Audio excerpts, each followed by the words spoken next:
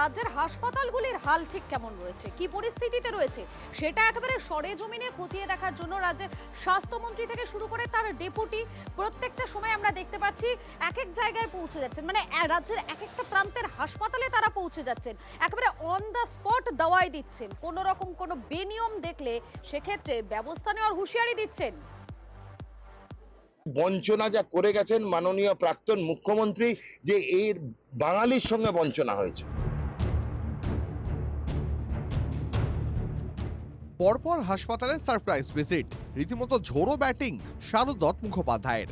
পূর্ব বর্ধমানে বড়শুল প্রাথমিক স্বাস্থ্যকেন্দ্র, বর্ধমান মেডিকেল কলেজ, জামালপুর স্বাস্থ্যকেন্দ্র থেকে মেমারি হাসপাতাল, তারপর কাটোয়া হাসপাতাল, সব জায়গাতেই হঠাৎ হানা তার। ওষুধ দিচ্ছেন যেখানে যেমন প্রয়োজন। প্রত্যেকটা সিঁড়ি যেন খোলা থাকে আর ব্যবহারযোগ্য হয়। ফায়ার এক্সিট এগুলো দয়া করে সিঁড়ির সামনে কোলাপসিবল গেট লাগিয়ে রেখে দেবেন না। সিকিউরিটি বাড়ান, গেট খোলা থাকবে, কোনো সময় গেট বন্ধ করবেন না। সমস্যার তালা খুলে সমাধানের চাবি ধরিয়েছেন তিনি। সাফ কথা, অক্ষরে অক্ষরে মানতে হবে নির্দেশ, বিপদ যাতে না হয়।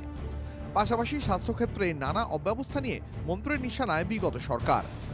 25 বছরে কেউ আসেনি, তাও নরেন্দ্র মোদীজি এখানে কম করে 100টি বেড দিয়ে গেছেন, যেগুলো মোড়ক খোলা হয়নি।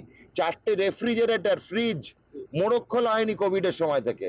আর কি বলবেন, বলতে আমার লজ্জা লাগছে। নতুন স্বাস্থ্যমন্ত্রী তিনি গিয়েছেন, তাকে তার রাজনীতির কথা বলতে হবে, তিনি তার রাজনীতির কথা বলেছেন। মমতা ব্যানার্জি গভর্নমেন্ট আসার পর অনেক ইমপ্রুভ করেছে।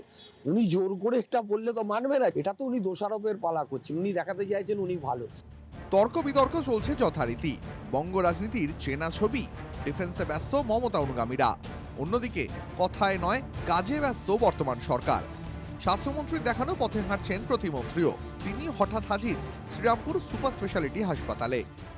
আউটডোরে পেশেন্ট দেখানোর ক্ষেত্রে দেখলাম পেশেন্ট বসে আছে, বললো 9টার আগে ছাড়া কাউন্টার খোলা হয় না। সেটা বলা হয়েছে যাতে 7টা থেকে খুলে দেওয়া হয়, তাহলে সুবিধা হয়, মানুষের সুবিধা হয়, মানুষের স্বার্থে বলা হয়েছে।